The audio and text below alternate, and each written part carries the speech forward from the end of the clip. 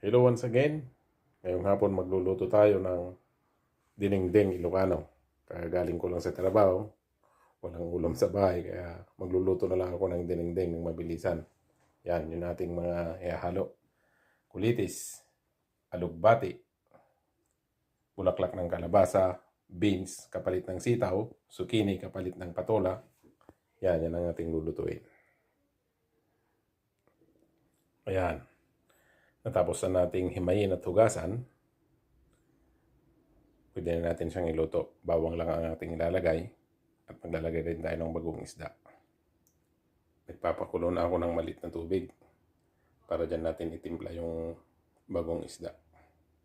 Ayan, kumukulo na. Lagyan na natin ng bagoong. Yun. Ilagay na rin natin ang ating beans at saka zucchini. At pagkatapos ito, ilalagay na rin natin yung ating mga dahon. Ilagay na rin natin ang bawang. Lutuin lang natin to pagkatapos ilagay na natin yung mga dahon. Malapit na.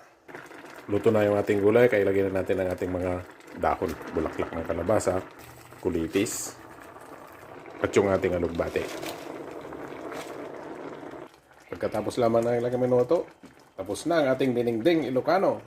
At ayun o, tapos na. Kain na!